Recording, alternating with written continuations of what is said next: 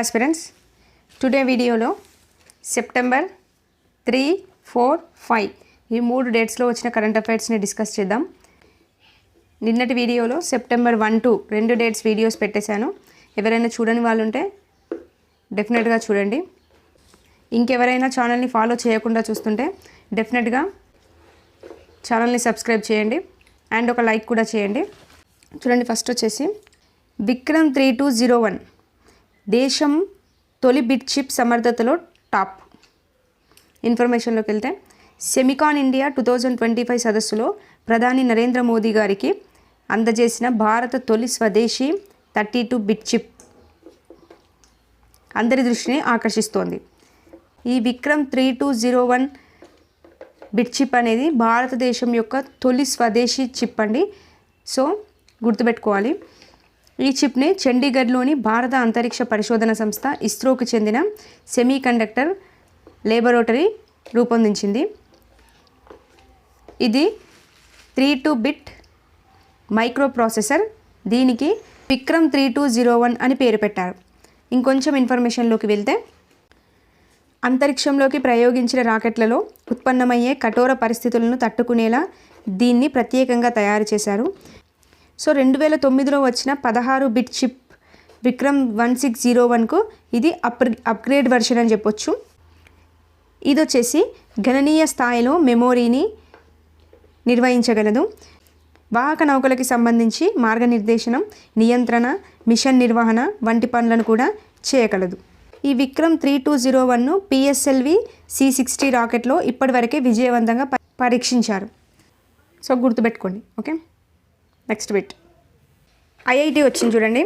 కేవలం నీరు, గాలి సహాయంతో విద్యుత్ ఉత్పత్తి చేయగల విలక్షణ పరికరాన్ని IIT ఇందోర్కి చెందిన పరిశోధకులు అభివృద్ధి చేశారు. దీని సహాయంతో చిన్న చిన్న ఎలక్ట్రిక్ పరికరాలను నిరంతరం విద్యుత్ సరఫరా చేయవచ్చునని ఈ అధ్యయనంలో పాల్గొన్న పరిశోధకులు తెలిపారు. ఓకే, ఏంటి? కేవలం నీరు, గాలి సహాయంతో విద్యుత్ ఉత్పత్తి చేయగల పరికరాన్ని తయారు చేశారు IIT ఇందోర్ వారు. సో డెఫినెట్గా గుర్తుపెట్టుకోండి. ఓకే, టీవీ చూడండి. గిరిజన భాషలు అర్థమయ్యేలా ఆదివాణి యాప్. ఇంగ్లీష్, హిందీ, సంస్కృతం, మరాఠీ, తమిళం, తెలుగు సహా జాతీయ భాషలను అనువదించేందుకు AI సాయంతో ప్రత్యేక సాఫ్ట్వేర్ని మన IIIT హైదరాబాద్ పరిశోధకులు ఆదివాణి అనే పేరుతో గిరిజనుల భాషలు ఇతరులకు అర్థమయ్యేలా యాప్ను రూపొందించారు. సో ఈ యాప్ను ఎప్పుడు ఆవిష్కరించారు అంటే గిరిజన పోరాట యోధుడు బీర్సా ముండా 150వ జయంతి సందర్భంగా ఈ యాప్ను ఆవిష్కరించామని చెప్పేసి తెలిపారు. సంతాలి, బీలి, ముండారి, గోండు భాషలను ఆదివాణి యాప్ అనువాదం చేస్తుంది. ఈ యాప్ ఆదివాణి యాప్ అనేది చాలా ఇంపార్టెంట్. ఇన్ఫర్మేషన్ కూడా ఇంపార్టెంట్, గుర్తుపెట్టుకోండి. Okay, next bit. నెక్స్ట్ ఈ బిట్ చూడండి. వెండికి హాల్ మార్కింగ్. హాల్ మార్కింగ్ అంటే ఏంటి అంటే ఒక వస్తువు యొక్క స్వచ్ఛతను తెలిపే లక్షణం అన్నట్టు. ఎగ్జాంపుల్, బంగారు ఆభరణాలపై ఆ స్వచ్ఛతకు సంబంధించి హాల్ మార్కింగ్ మార్క్ అనేది వేస్తారు.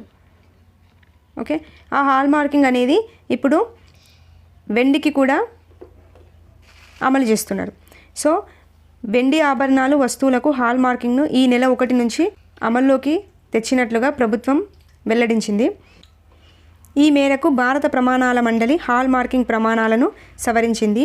హాల్ మార్కింగ్ ప్రత్యేక గుర్తింపు ఆధారిత హాల్ మార్కింగ్ని వెండి ఆభరణాలు వస్తువులకు తెస్తున్నామని, ప్రస్తుతం బంగారు ఆభరణాలకు అమలు చేస్తున్న తరహాలోనే ఇది ఉంటుందని చెప్పేసి చెప్పడం జరిగింది. ఓకే, ప్రస్తుతం హాల్ మార్కింగ్ అనేది వెండికి కూడా అమలవుతుంది అనేది గుర్తుపెట్టుకోండి. క్లియర్? Next bit. నెక్స్ట్ ఈ బిట్ చూడండి. నాసా ప్రతిష్టాత్మక అంతర్జాతీయ వాయు అంతరిక్ష కార్యక్రమాన్ని విజయవంతంగా పూర్తి చేసిన మొదటి భారతీయురాలు ఎవరు? ఓకే, చాలా ఇంపార్టెంట్, గుర్తుపెట్టుకోండి. ఆన్సర్ వచ్చేసి దంగేటి జాహ్నవి. ఈవిడ నాసా ప్రతిష్టాత్మక అంతర్జాతీయ వాయు అంతరిక్ష కార్యక్రమాన్ని విజయవంతంగా పూర్తి చేసిన మొదటి భారతీయురాలుగా పేర్కొంటారు. ఈమె టైటాన్స్ ఆర్బిటల్ పోర్ట్ అంతరిక్ష కేంద్రానికి 2029లో ప్రయాణించడానికి ఎంపికయ్యారు. ఈమె ఏపీలోని పాలకొల్లుకు చెందినవారు. క్లియర్? Next bit. అంతర్జాతీయ అణుశక్తి సంస్థ ఇటీవల ఏ దేశ భాగస్వామ్యంతో కాన్వెక్స్ 3 పేరుతో అతిపెద్ద అంతర్జాతీయ అణు అత్యవసర ఎక్సర్సైజ్ని నిర్వహించింది. సో ఏ దేశ భాగస్వామ్యంతో అంటే రొమేనియా. ఇన్ఫర్మేషన్ ఇచ్చారు చూడండి. రొమేనియా 2005లో చివరిసారిగా ఈ ఎక్సర్సైజ్ని నిర్వహించింది. తిరిగి 20 ఏళ్ళ తర్వాత ఈ దేశం దీనికి ఆతిథ్యం ఇచ్చింది. ఓకే, నెక్స్ట్ గిరిజన సంక్షేమ పథకాల అమలును బలోపేతం చేయడానికి కొత్త తరానికి శిక్షణ ఇవ్వడం లక్ష్యంగా కేంద్ర గిరిజన వ్యవహారాల మంత్రిత్వ శాఖ ఇటీవల ఏ కార్యక్రమాన్ని ప్రారంభించింది? ఆది కర్మయోగి. ఓకే, ఆది కర్మయోగి గుర్తుపెట్టుకోండి. నెక్స్ట్ IRDAI బీమా నియంత్రణ అభివృద్ధి అధికార సంస్థ చైర్మన్గా మాజీ ఆర్థిక కార్యదర్శి అజయ్ సేత్ 2025 సెప్టెంబర్ 1న బాధ్యతలు స్వీకరించారు. గుర్తుపెట్టుకోండి. ఓకే, నెక్స్ట్ 2024 నవంబర్లో సింగపూర్లో వరల్డ్ ఆర్కిటెక్చర్ ఫెస్టివల్ అనేది జరిగింది. సో దీంట్లో అంతర్జాతీయంగా అత్యుత్తమ ఆర్కిటెక్చర్ నైపుణ్యాలతో నిర్మించిన ప్రాంగణాల్లో ఇన్స్టిట్యూషన్స్ కేటగిరీలో మన దేశం నుంచి కర్నూలులోని IIIT ప్రాంగణం 9వ స్థానంలో నిలిచింది. ఓకే, సో 9వ స్థానం దక్కింది కర్నూలులోని IIITకి. గుర్తుపెట్టుకోండి. నెక్స్ట్ ఆంధ్రప్రదేశ్ రాష్ట్ర అటవీ దళాధిపతిగా 1994 బ్యాచ్కి చెందిన IFS అధికారి PV చలపతిరావు నియమితులయ్యారు. చూసుకోండి. నెక్స్ట్ మన దేశంలో వలసలు విదేశీయుల చట్టం 2025 సెప్టెంబర్ 1 నుంచి అమల్లోకి వచ్చింది. ఫోర్జరీ పత్రాలతో దేశంలో అక్రమంగా నివాసం ఉంటున్న విదేశీయులకు కఠిన శిక్షలు విధించేందుకు దీన్ని తీసుకొచ్చారు. ఓకే, సో ఈ చట్టం ఎప్పటి నుండి అమలైంది అంటే సెప్టెంబర్ 1 నుంచి అమల్లోకి వచ్చింది. గుర్తుపెట్టుకోండి. నెక్స్ట్ ఒక బుక్ వచ్చింది చూడండి. ఇండియన్ ఫైనాన్స్ మినిస్టర్స్ పుస్తకాన్ని ఇటీవల ఎవరు రచించారు అని అడిగారు. ఆన్సర్ వచ్చేసి AK భట్టాచార్య.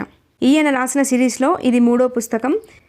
సో ఫస్ట్ 2 పుస్తకాలు వచ్చేసి ది స్టివార్డ్స్ ఆఫ్ డెస్టినీ ఒకటి, ది రిఫార్మర్స్ ఒకటి. ఓకే, 3వ స్థానంలో ఉన్న పుస్తకం మాత్రం Indian finance ministers. Clear. Next QS world university rankings 2025లో ప్రపంచంలోనే అగ్రగామి విద్యా సంస్థగా నిలిచింది ఏది? So QS world university rankings ప్రకారం ఇది అగ్రగామిగా నిలిచిన విద్యా సంస్థ Massachusetts institute of technology MIT. Okay, ఈ విద్యా సంస్థ వరుసగా 14వ సంవత్సరం అగ్రస్థానంలో నిలిచింది. భారత్ నుంచి Indian institute of technology Delhi అగ్రస్థానంలో నిలిచింది. ఓకే, మొత్తం మీద 123వ ర్యాంకులో ఉంది. ఓకే, నెక్స్ట్ ప్రపంచ కిడ్నీ క్యాన్సర్ దినోత్సవాన్ని ఏటా ఏ రోజున నిర్వహిస్తారు అని ఇచ్చాడు. జూన్ 2వ గురువారంలో నిర్వహిస్తారు. 2025లో దీని థీమ్ ఇచ్చాడు చూడండి. అండర్స్టాండింగ్ కిడ్నీ హెల్త్ అనే థీమ్తో ఈ దినోత్సవాన్ని నిర్వహించారు.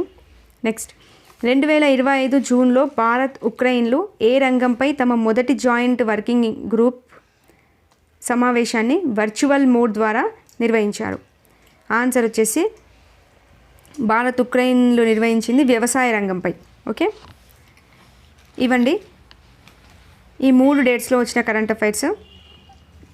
సో డెఫినెట్గా నోట్ చేసుకోండి. వీడియోకి మాత్రం తప్పకుండా ఒక లైక్ ఇవ్వండి. నెక్స్ట్ వీడియోతో మళ్ళీ కలుద్దాం. థ్యాంక్ యూ అండి. Thank you for watching.